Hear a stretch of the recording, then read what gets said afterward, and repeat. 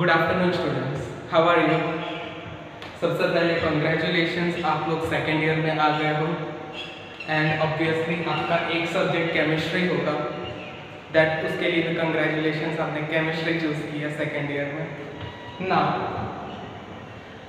First lecture है अपना, इसलिए थोड़ा बेसिक्स कर लेते हैं। सेकेंड ईयर में आपके मेन दो सब्जेक्ट होते हैं। एफवाई में क्या था, अलग अलग सब्जेक्ट था। सपोज पीसीएम हो तो फिजिक्स, केमिस्ट्री एंड मैथ्स था। एमआईजेडसी हो तो माइक्रो था, जूलॉजी था एंड केमिस्ट्री था। एमआईबीटीसी हो तो micro, biotech and chemistry. Second year में क्या हो जाएगा, वो दो सब्जेक्ट में बदल जाएगा। Suppose CP chemistry physics, then CZ chemistry zoology, otherwise MIC micro and chemistry. अब क्या था, फर्स्ट ईयर में ओनली वन पेपर आता था, सपोज 101 या 103। एसवाई में क्या हो रहा था, एसवाई में सेमेस्टर 3 में you have paper number 201 and 202। अभी जो 201 है, I am talking about chemistry. 201 में ऑर्गेनिक केमिस्ट्री आएगा आपका। क्लियर? फुल जो बुक होगा 201 का, that will be based on organic chemistry. 202 जो है, that will be based on your physical chemistry. 203 is your practicals, this is your semester 3। Similarly same 4 में क्या होगा, 204, 205 and 206। 206 is your practicals, 204 and 205 will be your theory portions. 201 क्या था, organic, 202 is physical. तो next same में आपको organic और physical नहीं पढ़ना है। 204 में आएगा इनऑर्गेनिक एंड 205 में आएगा एनालिटिकल। क्लियर? बेसिक पता चल गया सबको? Okay.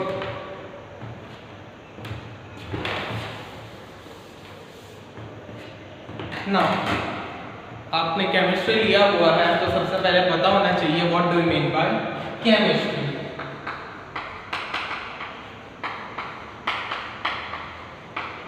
So what is chemistry?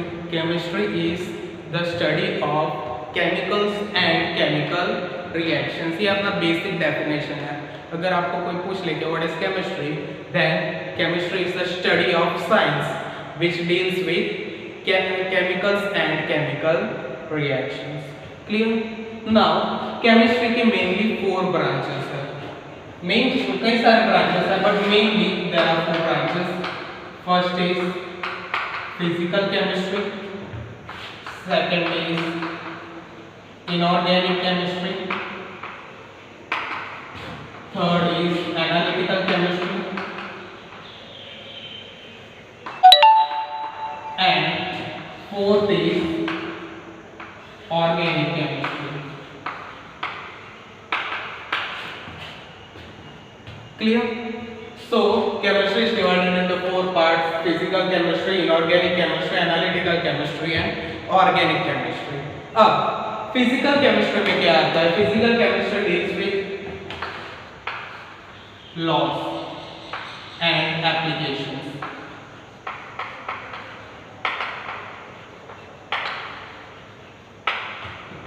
आपने सुना होगा थर्मोडायनेमिक्स में first law of thermodynamics, second law of thermodynamics, zeroth law of thermodynamics. वो सब किस में आता है? फिजिकल केमिस्ट्री में। Titration, what do you mean by titration? FY में आप लोगों ने टाइट्रेशन किया है, इवन 11th एंड 12th में भी टाइट्रेशन किया हुआ है। सो टाइट्रेशन में क्या होता है? ब्यूरेट होता है, पिपेट होता है, कॉनिकल फ्लास्क होता है, इंडिकेटर होता है। तो ब्यूरेट में सपोज मैंने भरा हुआ है HCl एंड कॉनिकल फ्लास्क में लिया हुआ है NaOH, उसके अंदर क्या डालना है? Indicator. Indicator I am using phenolphthalein. तो आप drop by drop HCl add करोगे into the conical flask, what will happen? Colour change will take place from colourless to light pink. बहुत सारे कलरलेस टू लाइट पिंक वाला experiment आपने किया हुआ है, that are under physical chemistry. Now inorganic chemistry deals with periodic table and elements. So अपना जो periodic table है, मॉडर्न पीरियोडिक टेबल, उसमें कई सारे एलिमेंट्स हैं, वो सब किस में आएगा? That comes under inorganic chemistry.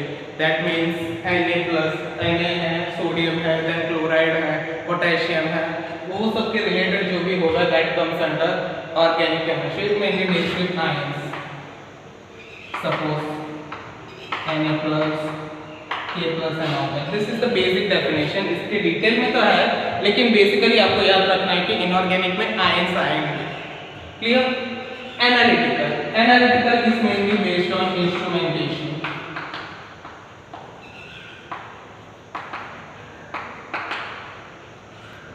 Clear?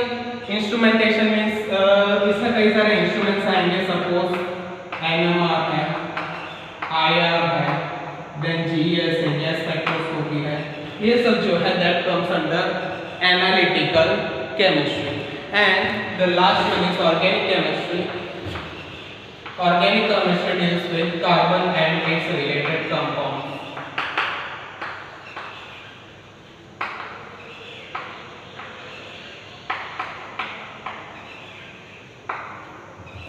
जिस केमिस्ट्री में कार्बन और कार्बन के कंपाउंड्स के बारे में बात होता है, that is our organic chemistry. अब सेमेस्टर 3 में जो 201 बुक है, that is your organic chemistry book. And मैं आपको 201 में से पढ़ाने वाला, मेरा यूनिट है यूनिट 1 एंड यूनिट 2।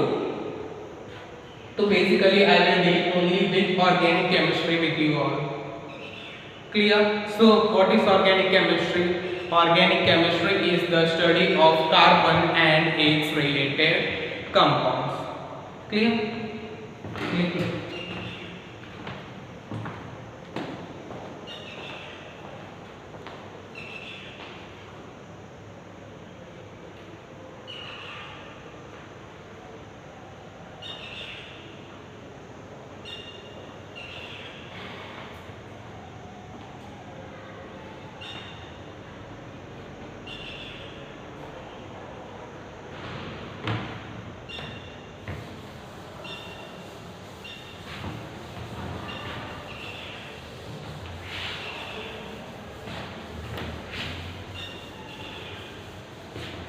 ये अपना फर्स्ट लेक्चर है, तो थोड़ा बेसिक डायरेक्टली मैं स्टार्ट नहीं कर रहा हूँ। अपना जो कोर्स है थोड़ा बेसिक आपको पता होना चाहिए कि अपने को क्या पढ़ना है ऑर्गेनिक में। तो थोड़ा हिस्ट्री देख लेते हैं।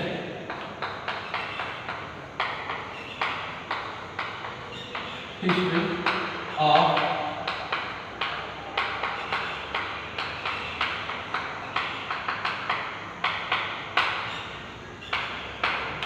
Organic chemistry.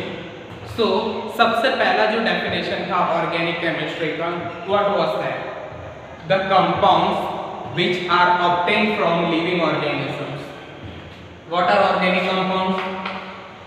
Compounds obtained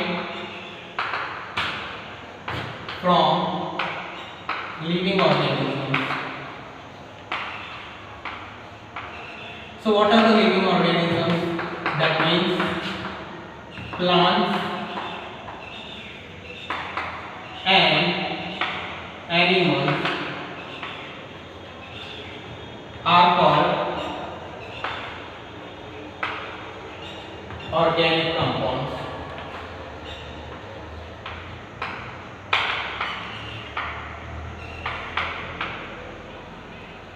So what is organic chemistry? The chemistry dealing with the organic compounds is known as organic chemistry. Organic compounds का सबसे पहले डेफिनेशन क्या था कि जो कंपाउंड्स अपने को लिविंग ऑर्गेनिज्म में से मिलता है, यानी कि प्लांट्स में से या एनिमल्स में से, उसको बोलते हैं organic compounds. Example, let us से sugar, then oil, then proteins. These are the examples of organic compounds, and the chemistry is known as organic chemistry. Now second is, what is inorganic chemistry?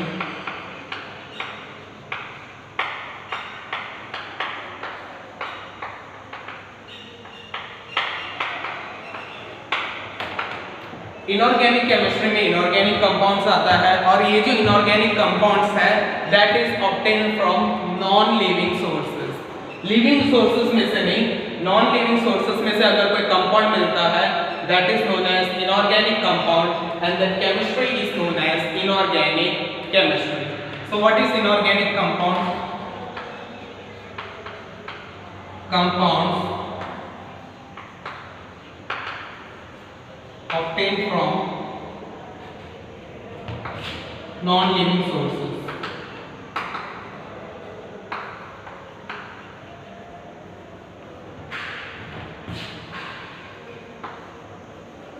are called inorganic compounds. So the compounds which are obtained from non-living sources are known as inorganic compounds. Can you give an example? Example is salt. जो salt मिलता है वो अपने को कहाँ से मिलता है? ओशन में से. So ocean is a non-living source. It is not a living source. Then second example is CaCO3. Clear? So सबसे पहले ये डेफिनेशन दिया गया था organic chemistry and inorganic chemistry के बारे में। अगेन ऑर्गेनिक कंपाउंड मींस क्या?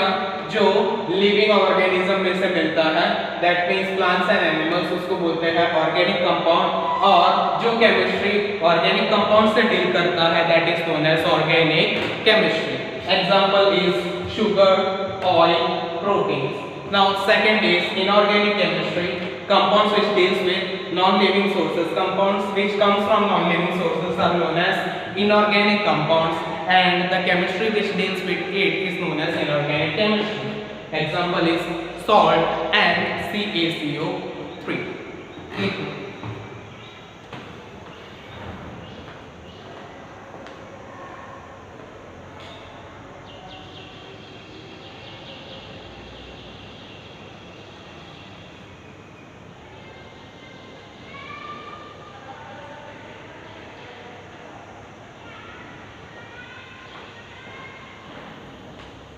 क्लियर?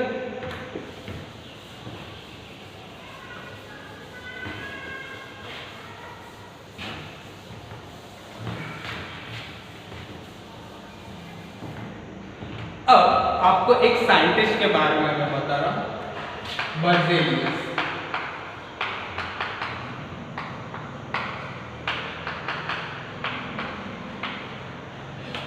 बर्जेलियस ने बर्जेलियस हाइपोथेसिस दिया हुआ है।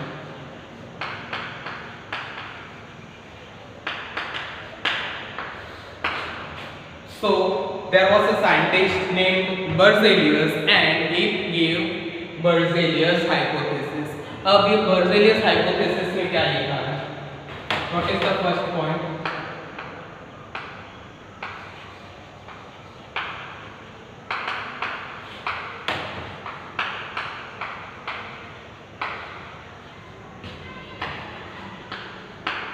Organic compounds are formed by nature's force या power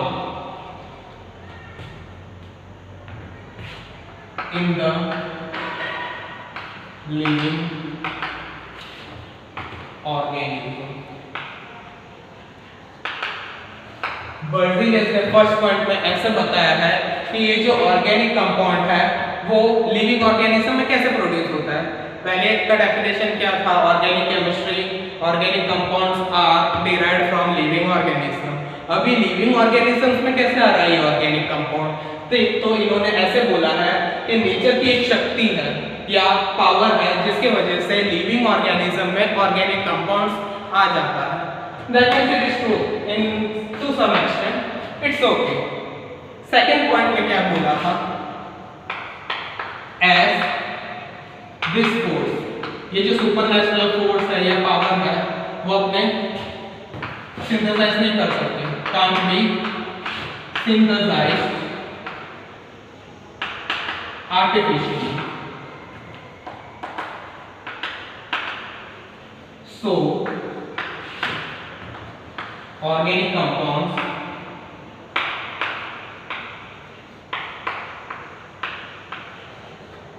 cannot be synthesized artificially.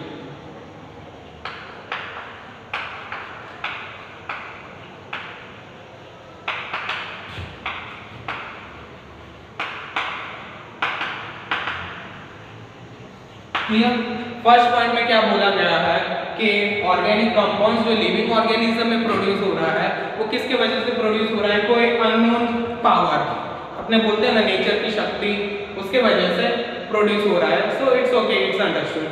Second जो है, ये जो फोर्स है या ये जो शक्ति है वो अपने क्रिएट नहीं कर सकते आर्टिफिशियली, मैनमेड नहीं हो सकता. तो ऑर्गेनिक कंपाउंड्स जो है वो भी अपने सिंथेसाइज नहीं कर सकते. ये उनका सेकंड पॉइंट था. नाउ जब ये पॉइंट दिया तब कोई प्रॉब्लम नहीं था, सबने एक्सेप्ट कर लिया कि हाँ ये सही हो सकता है. बट एक्सेप्शन कब आया, जब ऑर्गेनिक कंपाउंड का सिंथेसिस हुआ लेबोरेटरी में. जब ऑर्गेनिक कंपाउंड सिंथेसिस हुआ आर्टिफिशियली, तब ऑब्वियसली ये जो पॉइंट है दैट बिकेम फॉल्स, बिकॉज इन्होंने बोला हुआ है कि ऑर्गेनिक कंपाउंड्स अपने लैब में प्रोड्यूस नहीं कर सकते. But after some time what happened, organic compound lab में प्रोड्यूस होने लग गया. सो ये जो सेकंड पॉइंट है वो फॉल्स हो गया. Clear? So this Berzelius hypothesis became wrong. अब ये किसी ने सिंथेसाइज तो किया होगा ऑर्गेनिक कंपाउंड लैब में, तो वो किसने सिंथेसाइज किया? That synthesis is known as polar synthesis.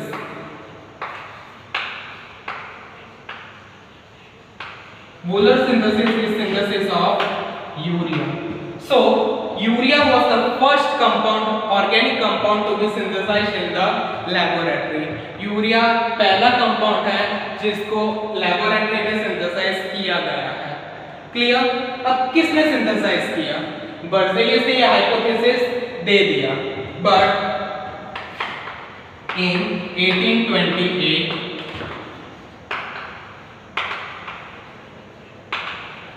Friedrich Wöhler synthesized urea in the laboratory. जैसे ही साइंटिस्ट फ्रीडरिच वूलर ने सिंथेसाइज किया यूरिया, तब बर्जेलियस का सेकंड पॉइंट फॉल्स हो गया. अब वूलर ने कैसे सिंथेसाइज किया urea? For that he took ammonium cyanate NH4 NCO. This is your ammonium cyanate. इसका रिएक्शन हुआ to form NH2 CO NH2. This is your urea. Ammonium cyanate is converted to urea. अब ये जो था that was unstable. It was an unstable intermediate.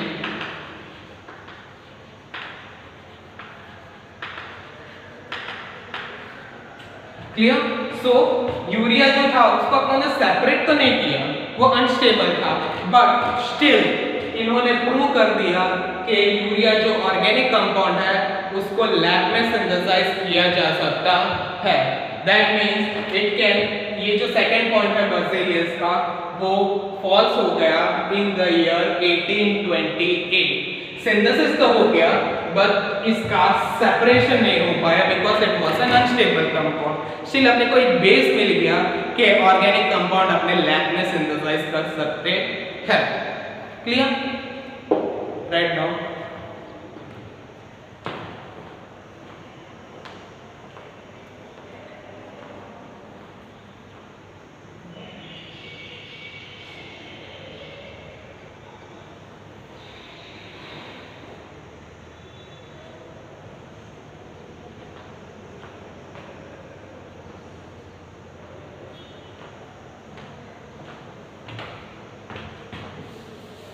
So Berzelius hypothesis क्या है and urea का synthesis किसने किया है, वो सब आपके कोर्स में नहीं है वैसे, बट ये सब आपको पता होना चाहिए when you are studying the organic chemistry.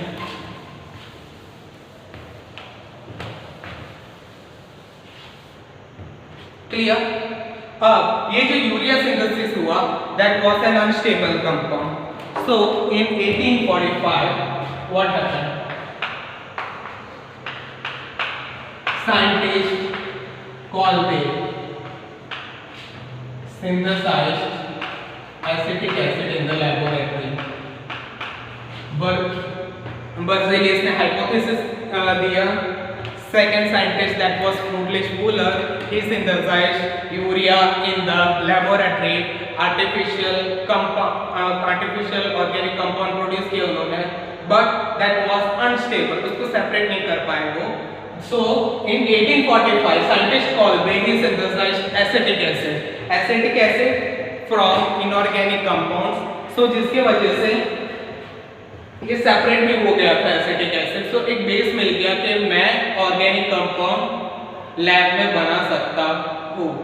So this was the main experiment. First experiment was done by for urea by Friedrich Wohler, second experiment by Kolbe. Clear?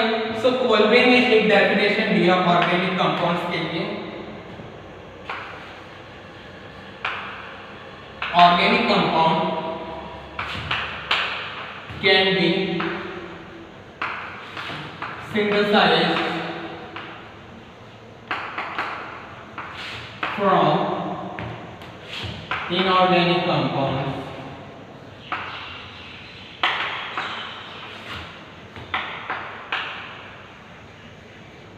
in the laboratory। का मतलब क्या है कि organic compounds inorganic compounds के मदद से अपने artificially synthesise कर सकते हैं। So a new definition of organic chemistry came into existence. So what is the topic? Modern organic chemistry.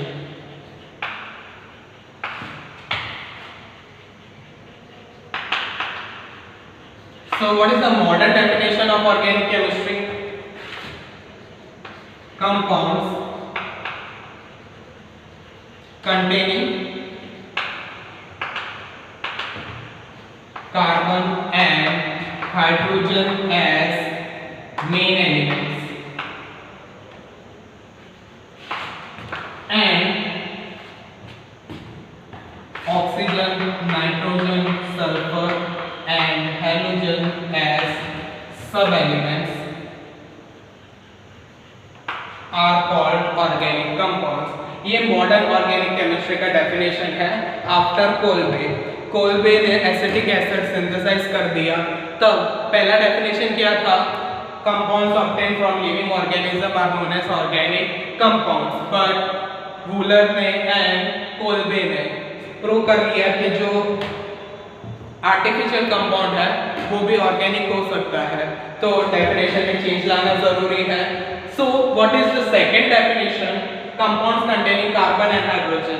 जो कंपाउंड में carbon and hydrogen main element है and oxygen, nitrogen, sulphur and halogen, halogen means chlorine, fluorine, bromine, iodine, वो सब elements हैं, that is known as organic compounds.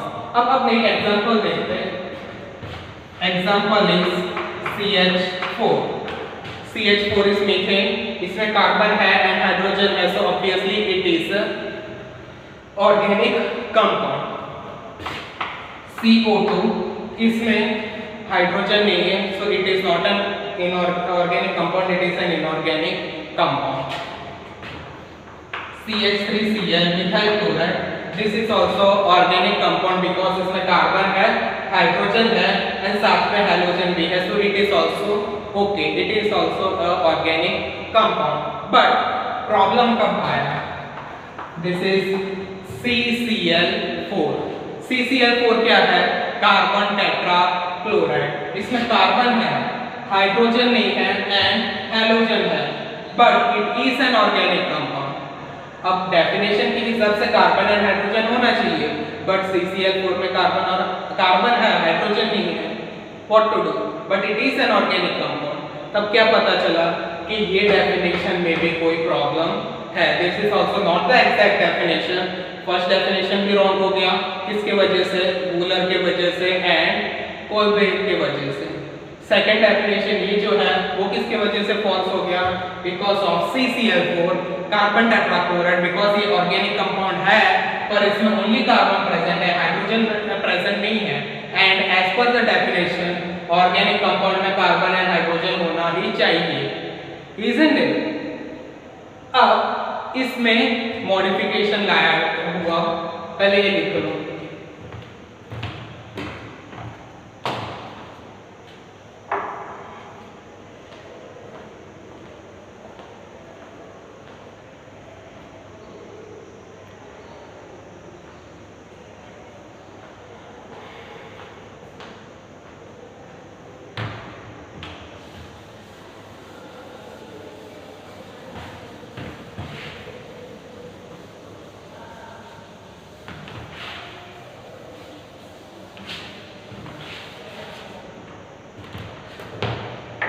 अब next जो definition है उससे पहले अपने को एक छोटा टॉपिक पढ़ना होगा, मे बी आपको आता होगा, what are hydrocarbons.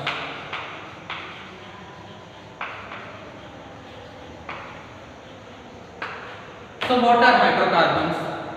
Hydrocarbons means the compound containing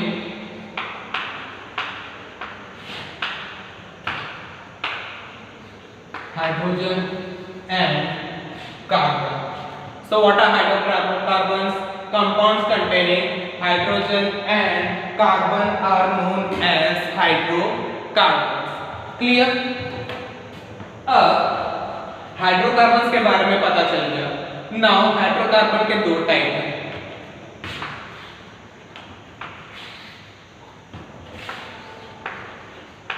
saturated hydrocarbon,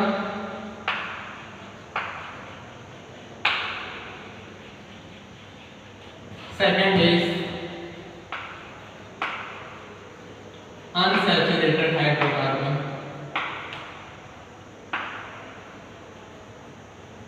तो हाइड्रोकार्बन का एक एग्जांपल मैं ले लेता हूं, methane, that is CH4। Now what is saturated hydrocarbon? See suppose ethane CH3 CH3, this is ethane, this is an organic compound, clear? ये तो सबको पता होगा, C2H6 is ethane, CH3 single bond CH3। जो हाइड्रोकार्बन में single bond होता है that hydrocarbon is known as saturated hydrocarbon. इसमें कार्बन है एंड हाइड्रोजन है, so it is a hydrocarbon. And इन दोनों के बीच में कौन सा बॉन्ड है? सिंगल बॉन्ड, तो इसको क्या बोलते हैं? Saturated hydrocarbon. Now let us take another example, H2C double bond CH2, this is ethene, CH triple bond CH, this is ethyne। अब तीनों एक ही टू कार्बन डेरिवेटिव है, first is ethane, second is ethene, third is ethyne. Clear? First में क्या है? Single bond है, so obviously it is a saturated hydrocarbon. अब जब इथीन में एक डबल बॉन्ड है, इथाइन में एक ट्रिपल बॉन्ड है, इसमें सिंगल बॉन्ड नहीं है, तो वो हाइड्रोकार्बन को क्या बोलते हैं हम? Unsaturated hydrocarbon.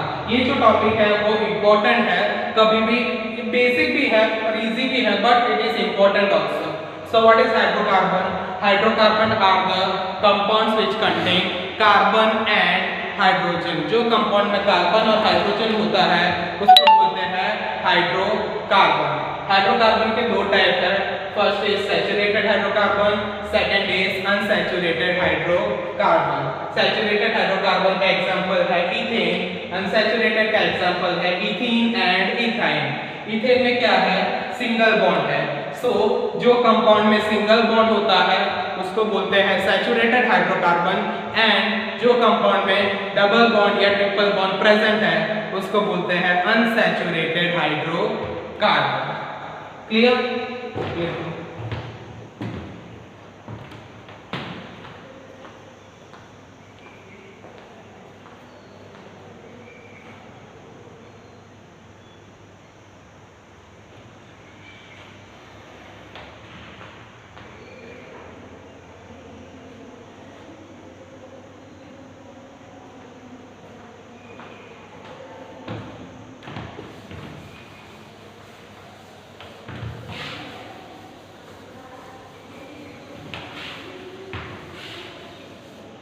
जब हाइड्रोकार्बन के बारे में पता चल गया हो, then it is easy to understand the new definition of organic chemistry.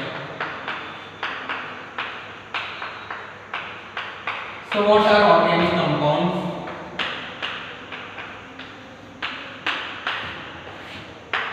The compounds which are hydrocarbons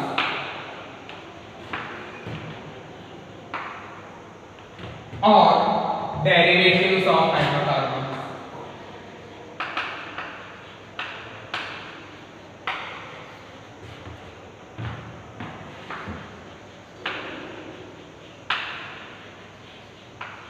Are called organic compounds. So what are organic compounds? The compounds which are hydrocarbons or the compounds which are derivatives of hydrocarbons. Hydrocarbon का example ये जो है, ये जो point है वो मैं example दूंगा तब आपको पता चलेगा. This is CH4. CH4 is a hydrocarbon.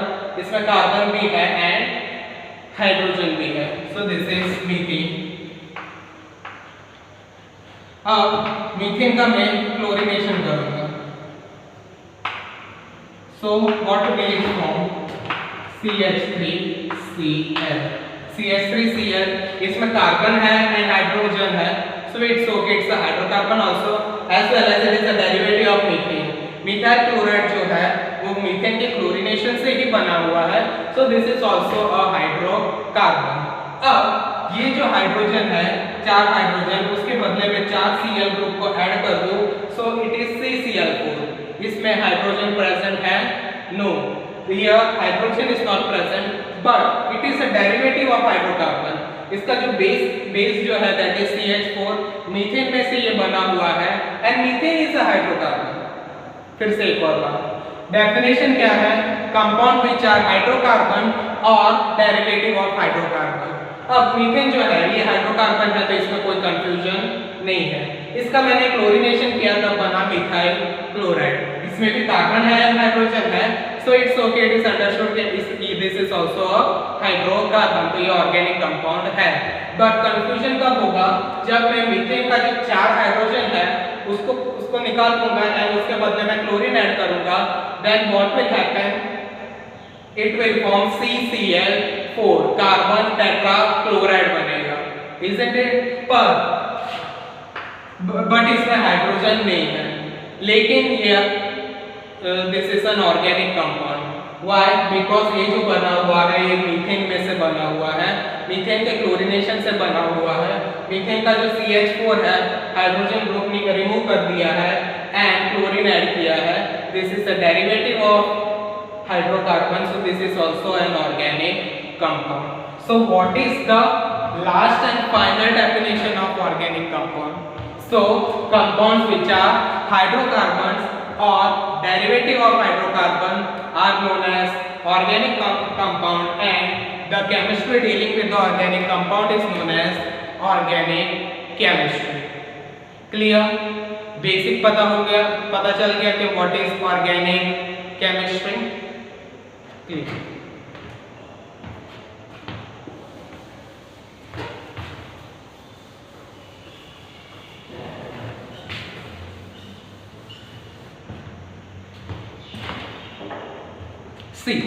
अब ऑर्गेनिक केमिस्ट्री का जो तीनों डेफिनेशन था उसमें आपने नोट किया होगा कि कार्बन आ ही रहा है उसमें.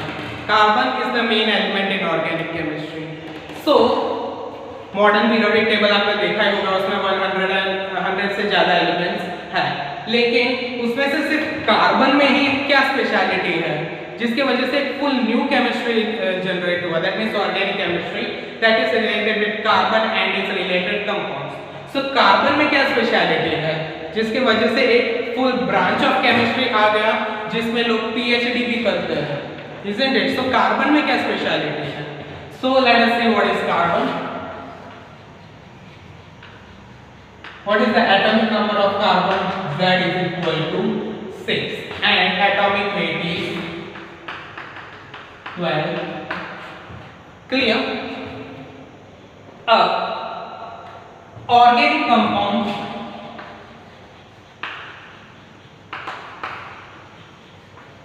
में 99.9% कोवैलेंट बॉन्ड होता है।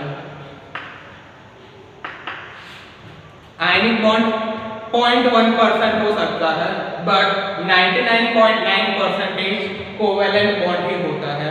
देखिए जो ग्रिग्नार्ड रिएजेंट है उसमें आयनिक बॉन्ड होता है, बट 99% कोवैलेंट बॉन्ड ही होता है।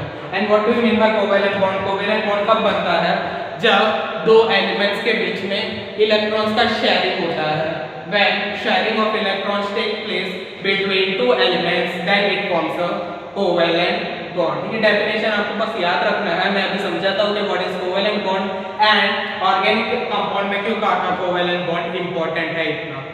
Clear? Carbon atomic number 6, so carbon Z is equal to 6।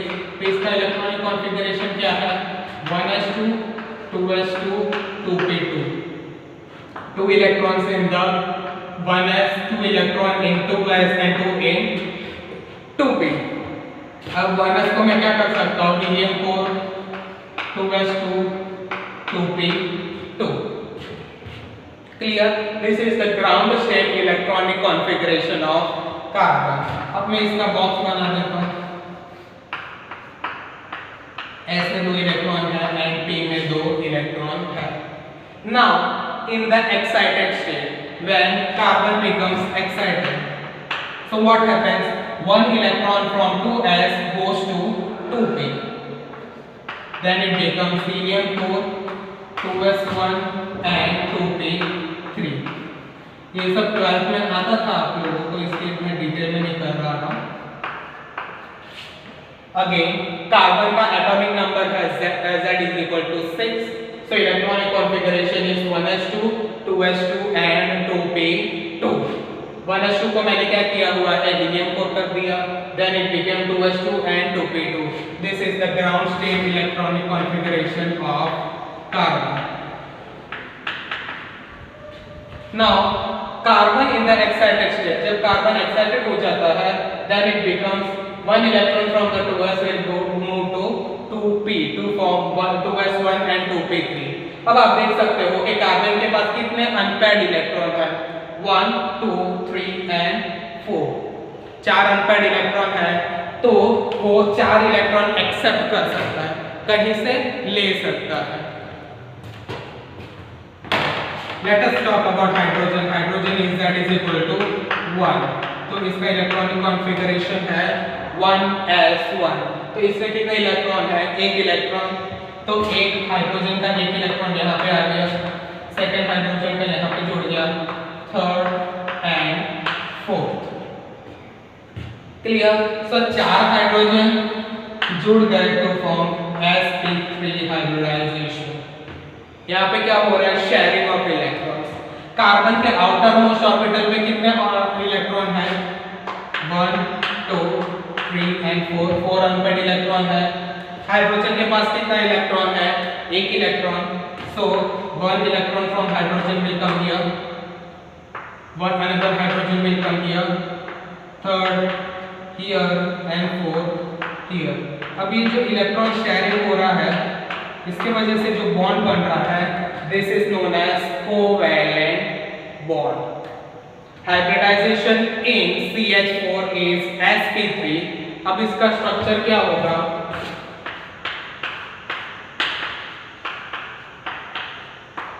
CH4 it is a tetrahedral structure। ये सब डिटेल में करने की जरूरत नहीं है, स्टिल अपने को पता चल गया कि कार्बन कोवैलेंट बॉन्ड बनाता है। Clear? By the sharing of electrons. And CH4 example लिया तो मुझे पता चल गया कि 4 हाइड्रोजन का जो इलेक्ट्रॉन है वो शेयर होता है कार्बन के साथ, तो फॉर्म sp3 हाइब्रिडाइजेशन। ये sp3 क्यों लिखा हुआ है? क्योंकि एक s पार्टिसिपेट कर रहा है एंड p के 3 ऑर्बिटल्स पार्टिसिपेट कर रहे हैं, तो form sp3 hybridisation. sp3 hybridisation है जिसकी वजह से शेप क्या है? CH4। The shape of CH4 is tetrahedral. Clear? लिख लो।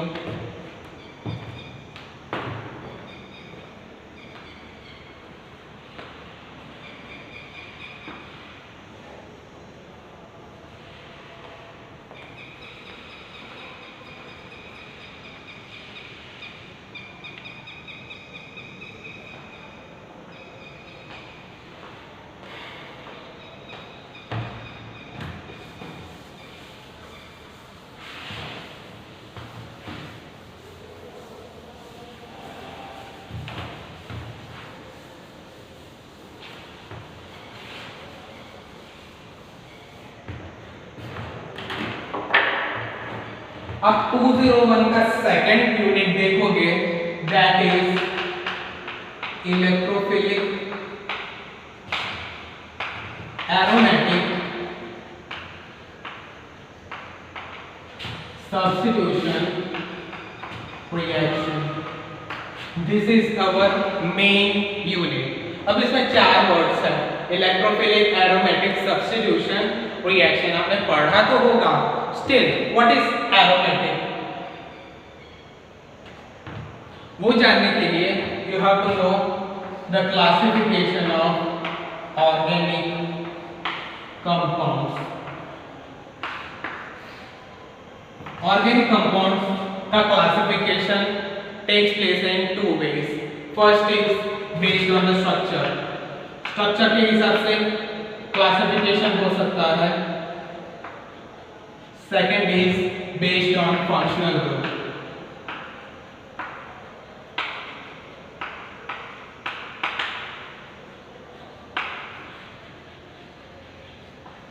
So first classification of organic compounds takes place on the basis of structure and second on the basis of functional group. On the basis of structure it is divided into two parts. Open chain, closed chain. Open chain को क्या बोलते हैं? It is also called aliphatic या acyclic. It is also known as aliphatic या acyclic क्योंकि इसमें open chain है. Close chain में it is called aromatic या alicyclic. Acyclic या aliphatic या alicyclic या aromatic. This is the example of open chain. This is the example of closed chain.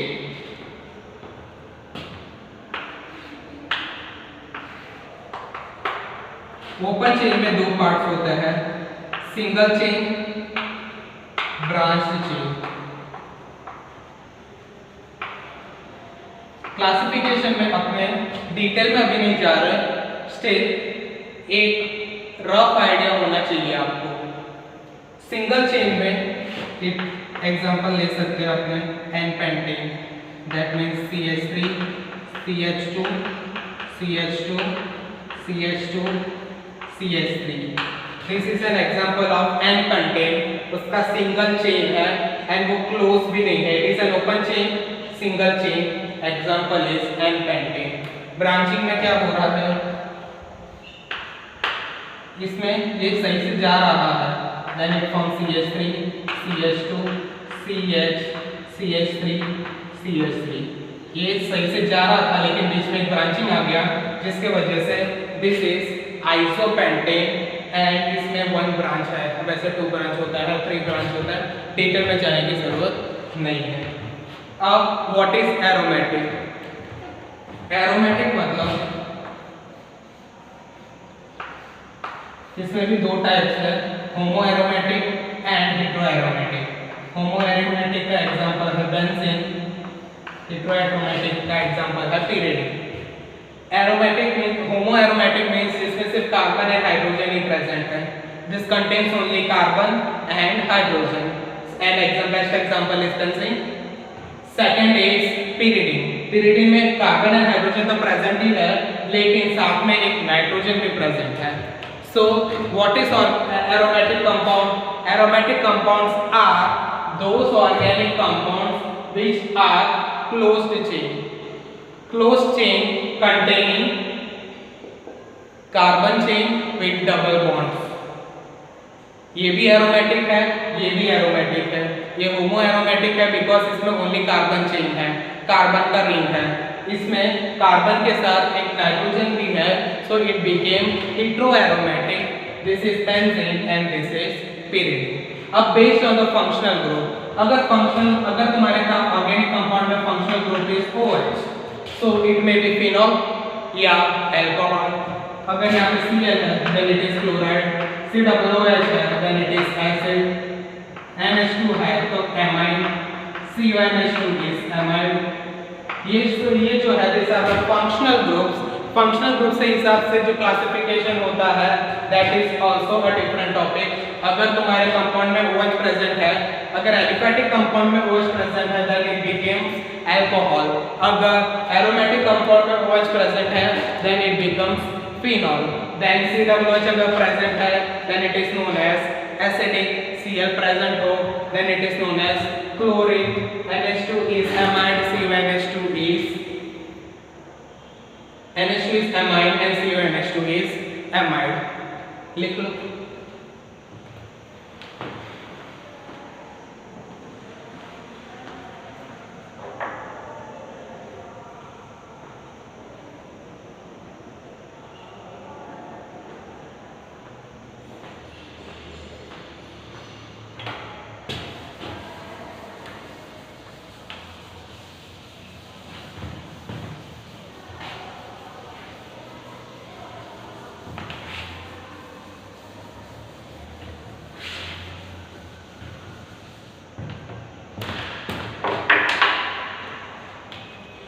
आज फर्स्ट लेक्चर था इसलिए मैंने इंट्रोडक्शन ही करवाया है। जो भी मैंने करवाया है वो आप लोगों ने सीखा हुआ है 11th एंड 12th में, कोई नया कुछ नहीं सिखाया मैंने, लेकिन आपका बेस क्लियर होना चाहिए इसलिए मैंने स्टार्टिंग किया इंट्रोडक्शन से। अब अपना टॉपिक जो आएगा that is electrophilic aromatic substitution reaction. उसमें क्या करना है, बेसिकली आपको बेंजीन एंड बेंजीन का रिएक्शन पढ़ना होगा। Clear? So nitration of benzene, sulfonation of benzene, halogenation of benzene, Friedel-Crafts alkylation, Friedel-Crafts acylation, उसका मैकेनिज्म वो सब करना होगा। वो थोड़ा हार्ड होगा ऑब्वियसली। आज जो पढ़ा that is a very simple topic. अब जो आगे आएगा वो थोड़ा हार्ड होगा कंपेयर टू द SY। तो एक बार देख लेना 201 का बुक यूनिट 2 में स्टार्ट कर रहा हूँ electrophilic aromatic substitution reaction. Okay, see you in the next lecture.